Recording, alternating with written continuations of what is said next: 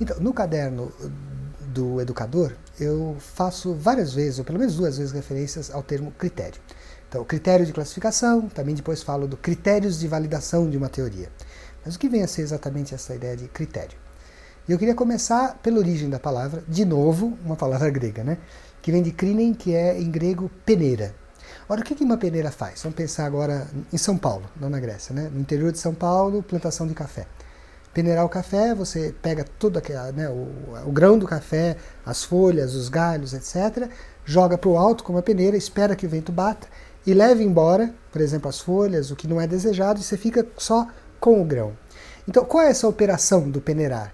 O peneirar cria uma forma pelo qual eu elimino certas coisas e fico com outras. E para peneirar eu preciso ter um critério, né? O que eu quero guardar e o que eu quero descartar. Separar o joio do trigo, eu preciso ter o critério. O que é trigo, o que é joio. Então, o critério são esses elementos que nós utilizamos exatamente para separar A algo de B, para fazer um juízo. Então, por exemplo, às vezes a gente não tem noção dos critérios que nós temos, mas nós temos critérios. Por exemplo, quando a gente acha um quadro belo, ou mesmo uma pessoa bela, a gente tem um critério. Esse critério nem sempre está explícito. Talvez você perguntar, por que você o acha ou a acha belo? Eu não saberia dizer.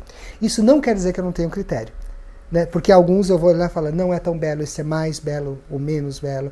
Isso significa que, de alguma maneira, nós trabalhamos com elementos que nos separam, que distinguem, que nos dizem o que é belo, o que não é belo.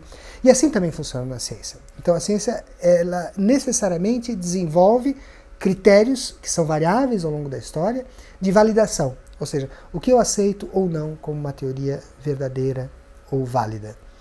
Por exemplo, se a gente fosse recuar muito no tempo, na época das Olimpíadas, a qual eu faço referência quando eu falo do teórico, ou se a gente fosse para o século IX a.C., um critério de verdade, né, definitivo era o juramento. Quer dizer, quando uma pessoa duvidava do que você falava, uma das coisas que se pedia é para que ela jurasse se aquilo era verdadeiro.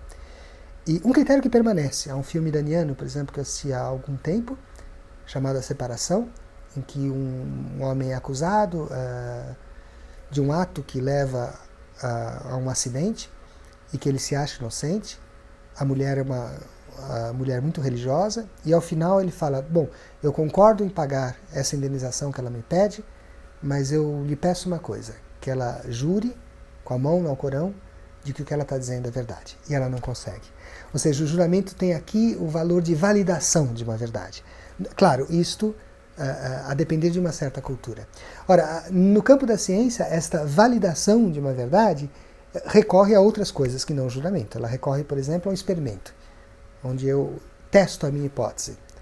Ela recorre, por exemplo, a uma longa argumentação, ela recorre a estudos estatísticos.